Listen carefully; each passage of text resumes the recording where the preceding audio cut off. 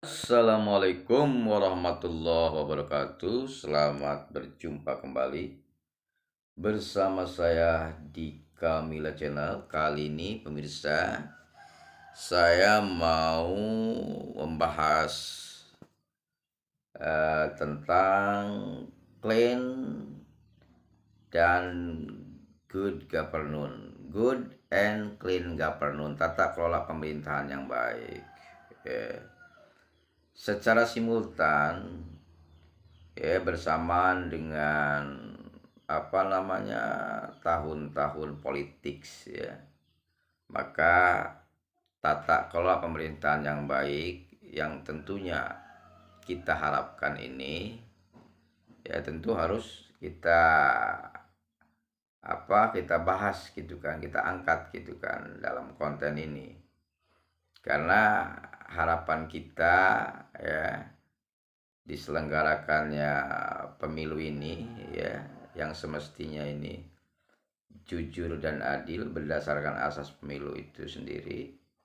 Maka harapan yang paling penting adalah menciptakan tata kelola pemerintahan yang baik, good and clean governance yang sebetulnya tagline seperti ini sudah dari zaman dulu digaungkan gitu. Namun saya rasa sampai hari ini gitu kan, kita belum tahu ataupun belum merasakan yang namanya good and clean governance itu tata kelola pemerintahan yang baik ini. Malah menjadi paradoks dari tata kelola pemerintahan yang baik ini gitu kan. Kita tidak menafikan bahwa kita hari ini negara kita ini penuh kontroversial. Berarti ada kausalitas yang terjadi dengan tanda petik Nah, untuk menciptakan tata kelola pemerintahan yang baik ini, tentu ini kembali kepada diri kita kepada rakyat Maka dari itu untuk menciptakan tata kelola pemerintahan yang baik ini, rakyat harus mempunyai kecerdasan intelektual. Bahkan rakyat harus sedikit paham pokoknya rakyat harus paham minimal kita sedikit paham lah gitu terhadap politik artinya jangan sampai kita ini buta politik rakyat yang modern itu rakyat yang paham terhadap politik. Rakyat yang modern itu rakyat yang mempunyai intelektual, terutama dalam intelektual politik hari ini. Karena apa pemirsa? Karena rakyat ini adalah objek dari politik itu sendiri. Rakyat ini adalah aset negara. Jika rakyat ini buta politik ataupun rakyat ini bodoh katakanlah maka tidak menutup kemungkinan kita dalam memilih pemimpin nanti pilihannya salah. Bisa jadi kita tidak bisa melihat kriteria pemimpin, akhirnya kita memimpin pemimpin yang salah, pemimpin yang tidak idealis karena rakyat yang idealis ini yang mempunyai idealisme ini tentu mengharapkan sekali keadilan karena jiwa-jiwa idealis ini tidak bisa dibohongi, tidak bisa diperlakukan tidak adil maka dari itu pemirsa, untuk menciptakan good and clean governance itu kembali kepada diri kita kembali kepada diri kita nah, diri kita ini dalam konteks politik ini tetap harus mempunyai kepedulian yang tinggi jangan sampai kita apatis terhadap politik ini gitu. Nah, bahayanya jika masyarakat di bawah ini, di akar rumput ini tidak peduli dengan politik, karena memang politik saat ini sedang membuat kita membuat pemikiran kita menjadi pusing gitu kan. Di sisi lain kita harus mencari uang mencari nafkah. Di sisi lain kita dipusingkan dengan situasi politik hari ini. Maka dari itu wajarlah bagi masyarakat yang tidak kuat menampung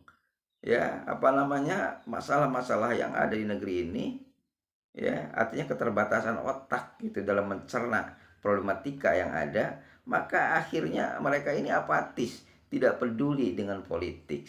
Nah, ini bahayanya di sini pemirsa. Jika kita sudah tidak peduli dengan politik, maka kita akan buta terhadap politik sendiri itu sendiri.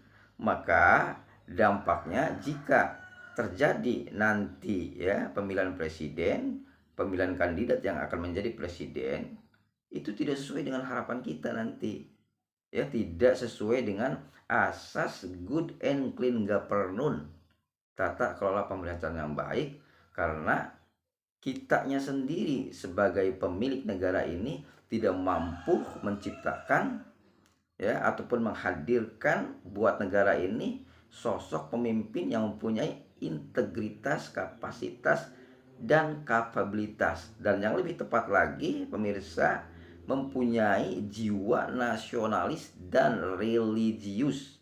Itu harus berimbang, ya, harus dua ilmu yang dimiliki oleh sosok leadership ini, ya, apalagi pemimpin yang memiliki teologi Islam, ya, intinya teologi agama aja lah, yang mempunyai basic agama yang kuat, ya, pemimpin yang hanya takut kepada Allah, ya, itu pasti pemimpin yang bakal sukses ya dalam mengelola negara atau sebuah negara ini, ya, karena kuncinya itu, ya, pemimpin yang tidak mencintai dunia, ya, pemimpin yang tidak mencintai dunia, takut kepada Allah, itu pemimpin yang seharusnya kita miliki untuk negara ini, ya, karena apa? Karena pemimpin yang takut yang tidak mencintai dunia, hanya takut kepada Allah, tidak takut kepada siapapun.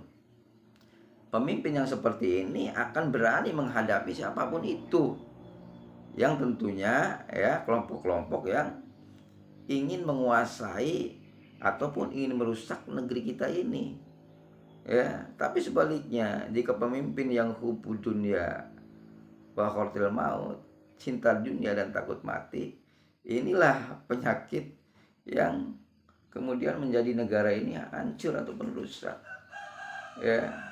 Nah, maka dari itu pemimpin sebuah negara ini ya harus benar-benar berjiwa pahlawan. Sementara kita lihat hari ini pahlawan itu sudah nggak ada ya kira-kira. Tapi mudah-mudahan ya kita berharap pada Allah, semoga kelak Allah di 2024 ini ya menghadirkan pemimpin untuk negeri kita ini adalah pemimpin yang ada jiwa pahlawannya, walaupun tidak totalitas, walaupun tidak kafah. Minimal pemimpin yang akan datang ini bisa bernegosiasi, bisa bergaining dengan oligarki. Karena apa? Karena tidak ada negara di dunia ini yang tidak ada oligarkinya.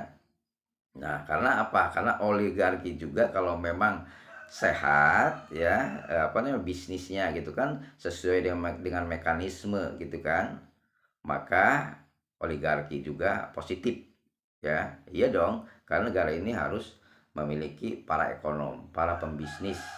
Tentu yang lebih bagusnya adalah oligarki bisnis yang bersifat modern, ya, sesuai dengan mekanisme yang normatif. Nah, di sini insya Allah jika sudah terpenuhi kriteria-kriteria seperti itu, maka negara akan sejalan dengan tupoksinya, mencerdaskan, mensejahterakan, ikut dan bisa mendamaikan ketertiban dunia, ya, yang diatur di dalam Undang-Undang Dasar Negara Kesatuan Republik Indonesia. Nah, kira-kira seperti itulah pemirsa ya pembahasan kita hari ini terkait good and clean governance yang tentunya diharapkan oleh kita semua. Demikian, wassalamualaikum warahmatullahi wabarakatuh.